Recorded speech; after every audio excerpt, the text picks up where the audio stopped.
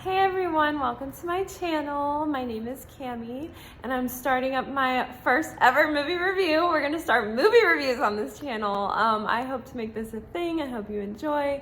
But my first review is The Ministry of Ungentlemanly Warfare. Let me preface my entire review with the fact that I did not stay till the end. So if you want to find out why I didn't stay to the end, you want to stay to the end of this.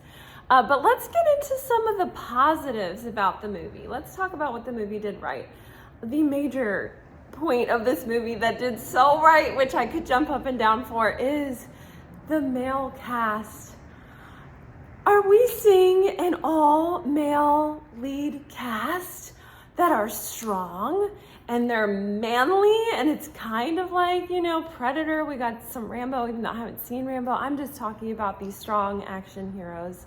Thank you, because I am so tired of seeing guys being the sidekicks. It's one thing that frustrates me. I want to have the strong male characters and then the nice female characters to complement. We just complement each other. We don't need to be better than the other one. There doesn't need to be one.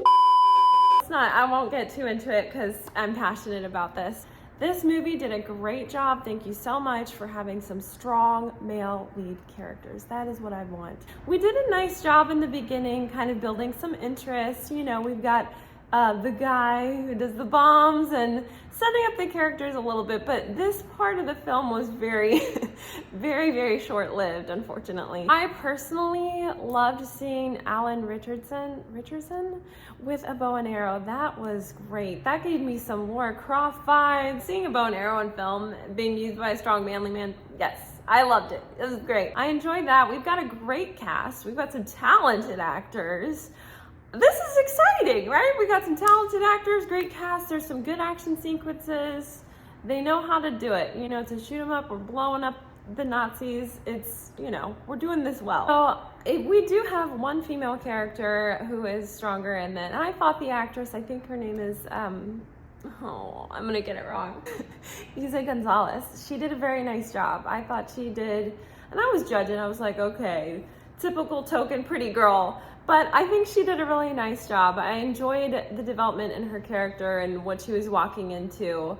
I would have liked to see a little more building into that. And, you know, it's a nice character to dive into, but I didn't really feel like we got to dive into everything with that character.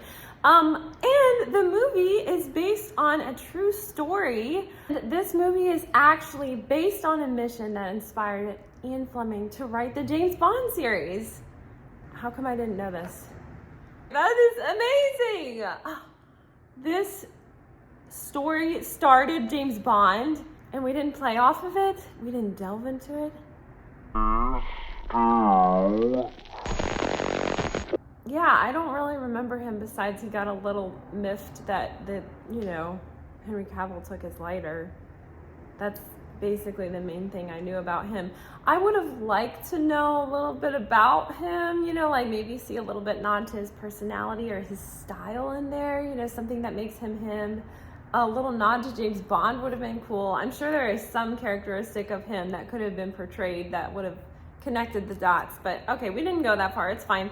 That brings me into the things that didn't do so well in this film. The pacing was a little off to me. I don't feel like one scene really connects to the other or brings the audience in. So this film could have done with some editing just to cut it down a little bit, let the scenes flow one to the next. But something that's not going to help this movie, even if it's edited well, which it had a lot of potential, is we needed more character development. You know, we needed to know about these people and what makes them them, what makes them tick. If we would have focused more on building a few moments with the characters, a few real moments to get us like, oh, I don't want this to happen to him, or I'm kind of worried. He seems kind of gutsy. Like, is he gonna get himself killed? Like, this seems to be a trait in him.